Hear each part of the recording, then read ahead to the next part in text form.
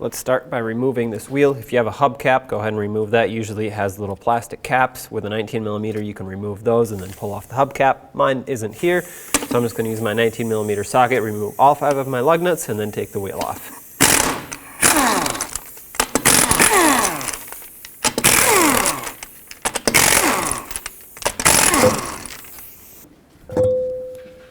Now with the wheel off, I'm going to start by breaking free this jam nut here. It's pretty rusty, so I'm going to spray it with some rust penetrant. Hopefully that helps me out. Let's use a 21mm socket. Try to break this free. There we go. Sometimes if this doesn't work, you can use a rubber mallet on your wrench. Okay, now that this is broken free, we can move on to removing this cotter pin, which I might not be able to remove judging by its condition here, but I'll give it a shot.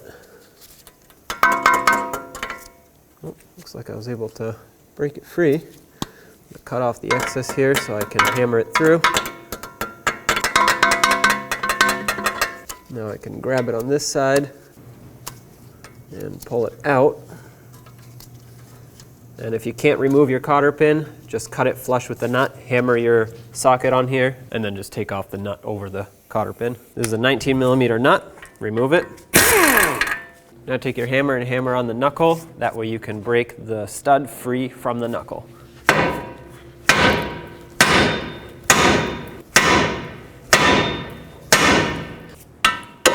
There we go.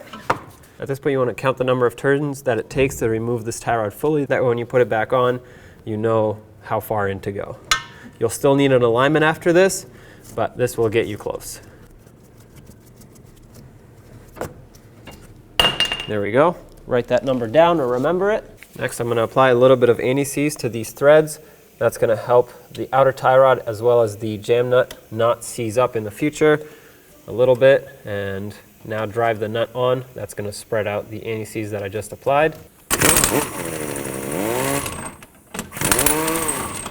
Take your outer tie rod and put it on the same amount of turns that it took to take it off.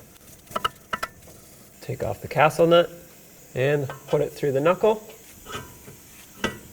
Press it down and put the castle nut back on. Snug it up. This new one is an 18mm. 18 foot-pounds.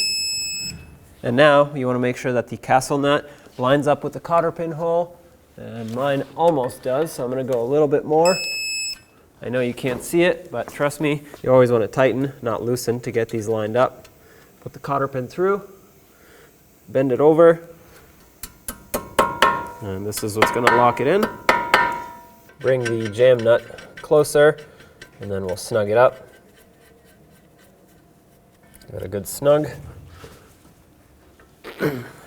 All right, and then bring the tie rod back so that it's sitting parallel with the knuckle. Let's get the wheel back on. Start on all 5 of your lug nuts, snug them up, and then torque them to 100 foot-pounds.